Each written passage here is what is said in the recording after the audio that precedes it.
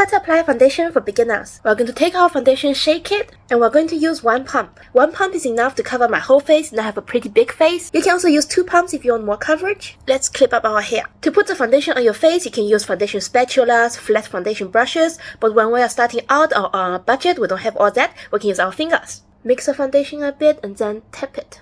I like to do 3 dots on the face, 1 on the nose, 1 on the forehead, and 1 on the chin. And there will be some left for touch-ups later. When you apply with your finger, it can get a little messy, and then the residue we have on the finger, just wipe it somewhere, like here. Ta-da! Finger is clean. Now we can apply the foundation with a foundation brush or a sponge. Foundation brushes will soak up less product and give you more coverage the more denser it is. If you clean them regularly, they can also last you many years. Whereas with a sponge, you can use it dry and then it will be a little bit stiff, but it will give you high coverage. Or you use it wet, damp like I do. You wash it and then squish out all the water. It will soak up more product, but it will give you a more soft, natural finish. But sponges do have to be replaced every 1 to 3 months. Let's do this side with a sponge and this with a brush. So we're going to gently press on the areas where you applied the foundation dots and then take it and spread it everywhere.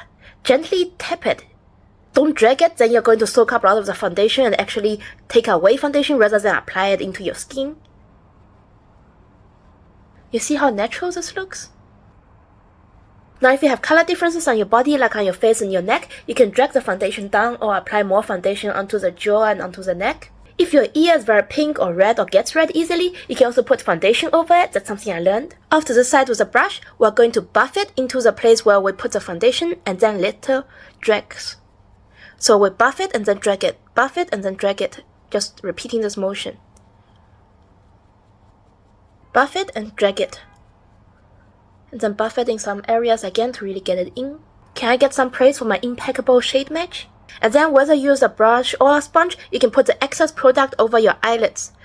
They look unnatural when you do full coverage, so I like to use the rest product of whatever I have on the brush. Pro tip, if you want to look like you're not wearing makeup, then just don't put foundation on your nose. I'm wearing makeup today, so I'm putting foundation on my nose. There's this natural combination of pigmentation, freckles, spots, and bare skin that makeup will cover. And if you leave it out, the nose is in the center of your face, so when people see you for the first look, they're going to think you're not wearing makeup or wonder if you're actually wearing makeup at all. If you do use a brush to apply foundation, I like to go with a damp sponge over it again. Right now everything looks blended, but if I go over it, this is the clean side of the sponge. If I go over it, just going over areas where I applied with a brush. And as you guys can see, this was where I applied the foundation with a sponge.